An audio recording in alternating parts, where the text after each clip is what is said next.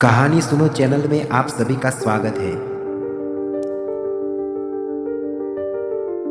हमारी कहानी आंख बंद करके सुने और इमेजिन करें। कभी कभी मोहब्बत सिर्फ इस जन्म तक सीमित नहीं रहती। कभी वो वक्त, कभी तकदीर और कभी मौत भी उसे रोक नहीं पाती। आज मैं आपको एक ऐसी अधूरी मोहब्बत की कहानी सुनाने जा रहा हूँ जिसमें प्यार भी है, दर्द भी है और ऐसा रहस्य भी है जो आपको अच्छा लग सकता है। पहली मुलाकात। बारिश की बूंदें पहाड़ियों पर गिर रही थी। लोनावाला की ठंडी शाम, दूध चारों ओर फैली हुई थी। राजवीर 28 साल का एक आर्किटेक्ट अपनी कार में बैठा था। अचानक कार खराब हो गई। उसने मदद के लिए पास के कॉटेज का दरवाजा खटखटाया। दरवाजा खुला और सामने खड़ी थी अनन्या। उसकी आंखों में कुछ अजीब था, जैसे वो उसे पहले से जानती हो। राजवीर हंसते हुए बोला, हाय सॉरी, मैं कार खराब हो गई है, क्या मैं कुछ देर यहाँ रुक सकता हूँ? अनन्या ने कुछ देर उसकी आंखों में देखा, फिर धीरे से कहा, अंदर आ जाइए। अगले कुछ दिन राजवीर वहीं रुका। कॉफी पर बातें, किताबों पर चर्चा और पहाड़ी रास्तों पर टहलना, दोनों का रिश्ता गहराने लगा। लेकिन राजवीर को कुछ अजीब लगता। कभी अनन्या अचानक चुप हो जाती, कभी उसकी आंखों में डर झलकता, कभी रात में वो अकेले किसी से बात करती। राजवीर सोचता, ये लड़की मुझे इतनी जानी पहचानी क्यों लगती है? पहला रहस्य। एक रात बिजली चली गई।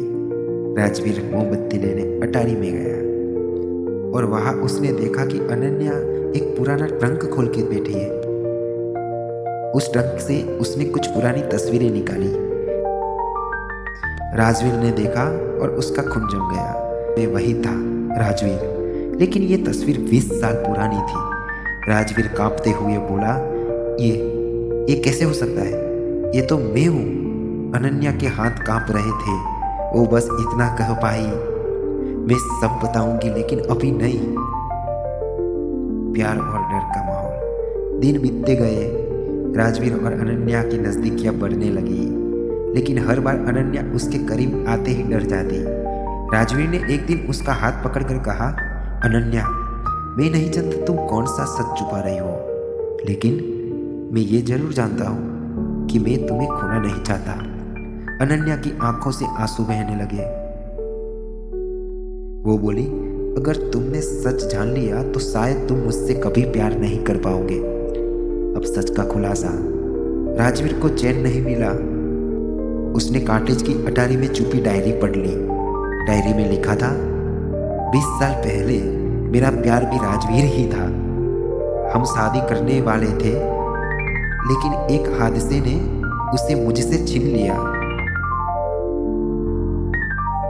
उसके जाने के बाद भी हर रात मुझे वही सपना आता है कि वो लौट कर आएगा, और आज मैं उसे फिर से देख रही हूँ। राजवीर के पैरों तले जमीन खिसक गई। क्या ये सचमुच पुनर्जन्म है? क्या वो वही पुराना राजवीर है? और एक झील का रहस्य। एक रात दोनों झील के किनारे बैठे थे। पानी पर चमक रही थी। अनन्या अचानक डर गई। उसने झील की ओर इशारा किया, वो देखो, पानी में एक परछाई उभर रही है। वही चेहरा, वही आंखें, बिल्कुल राजवीर जैसी।